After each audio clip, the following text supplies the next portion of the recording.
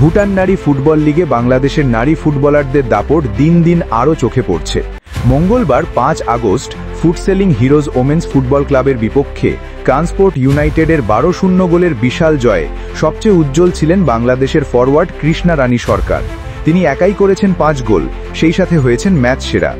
খেলার প্রথমার্ধেই হ্যাট্রিক পূর্ণ করেন কৃষ্ণা। দ্বিতীয়ার্ধে আরও 2টি গোল করে নিজের গোল সংখ্যা নিয়ে যান 5-এ। দলের মোট 12 গোলের মধ্যে প্রায় অর্ধেক গোলই আসে কৃষ্ণার পা থেকে। এ নিয়ে ভুটান নারী লিগে দ্বিতীয়বার ম্যাচ সেরা হলেন বাংলাদেশের এই অভিজ্ঞ ফরওয়ার্ড। ম্যাচ শেষে উচ্ছ্বসিত কৃষ্ণা বলেন, ভালো লাগছে আবার ম্যাচ সেরা হলাম, এটা আমার দ্বিতীয়বার। দল বড় ব্যবধানে জিতেছে, আমি সেখানে অবদান রাখতে পেরেছি, এটাই সবচেয়ে আনন্দের বিষয়।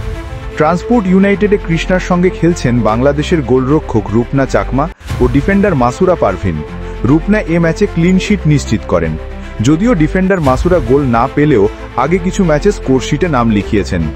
বাংলাদেশ জাতীয় দলের অন্যতম অভিজ্ঞ খেলোয়াড় কৃষ্ণা রানী সরকার 2022 সালে নেপালের কাঠমান্ডুতে সাফ চ্যাম্পিয়নশিপের ফাইনালে তার জোড়া গোল বাংলাদেশের ঐতিহাসিক শিরোপা জয়ে বড় ভূমিকা রাখে। তবে 2023 সালে ইনজুরির কারণে মাঠের বাইরে ছিলেন তিনি। 2024 সালের সাফ স্কোয়াডে থাকলেও নিজেকে মেলে ধরতে পারেননি তিনি। ভুটান লিগে দুর্দান্ত ফর্মে ফেরায় জাতীয় দলের দরজায় আবারও কড়া নাড়ছেন কৃষ্ণা।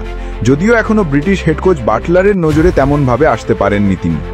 সাবিনা খাতুনের পর জাতীয় দলের সবচেয়ে অভিজ্ঞ এই ফরওয়ার্ডের গতি, স্কিল ও শুটিং দক্ষতা আবারও প্রমাণ দিচ্ছে বাংলাদেশ নারী ফুটবলে এখনও তার প্রয়োজনীয়তা অনেক।